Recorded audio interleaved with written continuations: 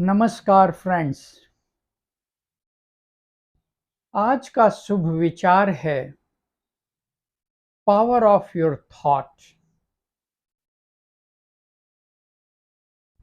Power of your thought से अभिप्राय power of intellect से है।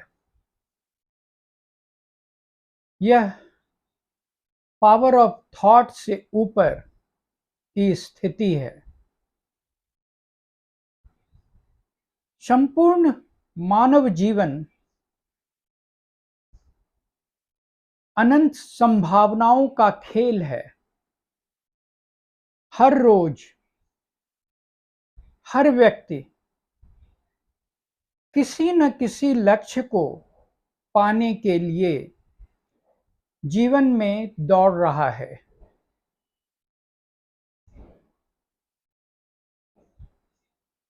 परंतु लक्ष्य की प्राप्ति उसे ही होती है जो अपने पावर ऑफ इंटेलेक्ट को साध ले। पावर ऑफ इंटेलेक्ट से अभिप्राय हमारे उस आध्यात्मिक सोच के बारे में है जिसे मनुष्य धारण करके अपने जीवन में विभिन्न लक्ष्यों की प्राप्ति करता है।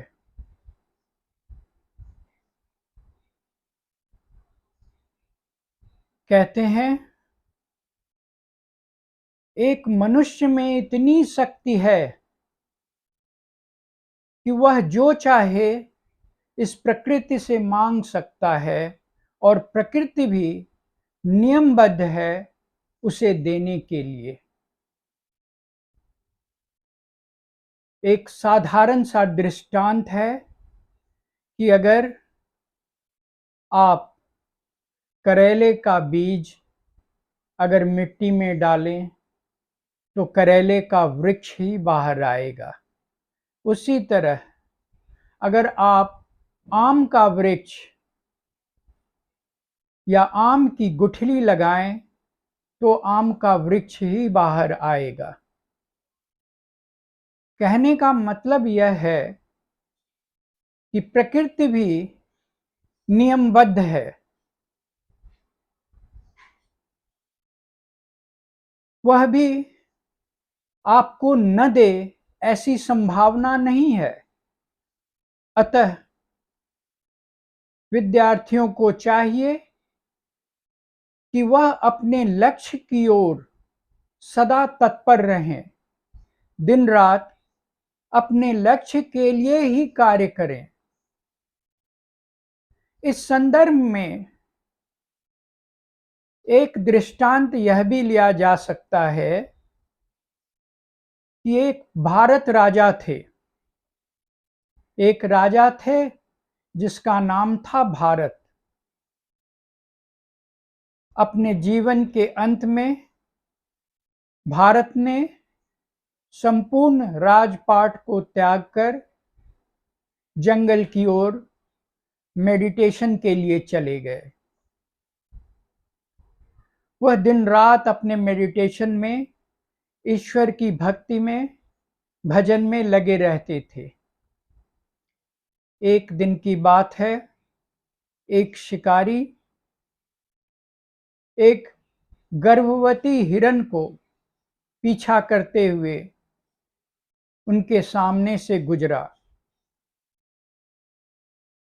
जब भारत राजा ने देखा तो उन्होंने शिकारी से विनती करके किसी प्रकार उस गर्भवती हिरण को बचाया। उस गर्भवती हिरण को अपने आश्रम में ही उन्होंने जगह दी और कुछ महीनों के बाद उस गर्भवती हिरण ने शिशु हिरण को जन्म दिया। राजा भारत को उस शिशु हिरन से इतना मोह हो गया, इतना अटैचमेंट हो गया कि वो अपने ईश्वर भक्ति वाले मेडिटेशन को भूलकर हमेशा उसके शिशु हिरन के रखरखाव में समय व्यतीत करने लगे। कहते हैं कि जीवन के अंत में भी वह उसी शिशु हिरन के बारे में सोचते रहे और ऐसा विदित है कि उनका अगला जन्म एक संपूर्ण हिरन के रूप में हुआ। इस दृष्टांत से यह निष्कर्ष निकलता है कि आप जिस ओर अपने ध्यान को लगाएं, अपने इंटेलेक्ट को लगाएंगे, आप वही बन जाएंगे।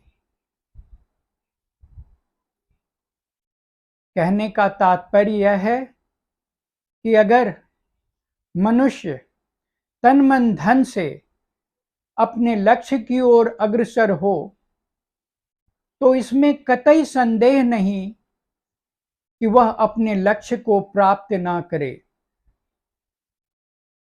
अगर कोई व्यक्ति अपने लक्ष्य से फिसलता है या लक्ष्य से दूर होता है तो इसका एकमात्र कारण है कि वह अपने आप में ढूंढे कि उसका ध्यान किस जगह पर लगा हुआ था,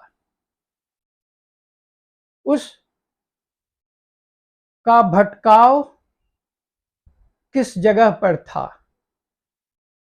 मतलब यह है कि अगर तनिक भी आपको अपने लक्ष्य से भटकाव है तो आपका लक्ष्य सदैव आपसे दूर रहेगा।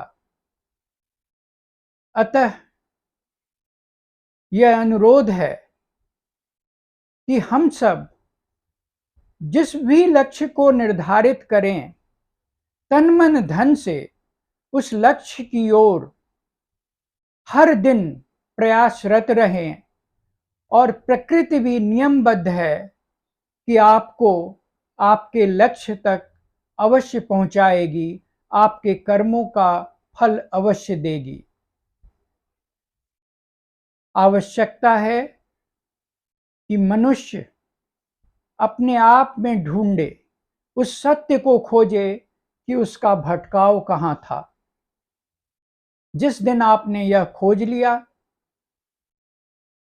आप अपने लक्ष्य की ओर निरंतर बढ़ते रहेंगे, लक्ष्य की ओर ही ध्यान देंगे, वही ध्यान आप धारण करेंगे जो कि आपके कर्मों के रूप में शुभ फल को देगा।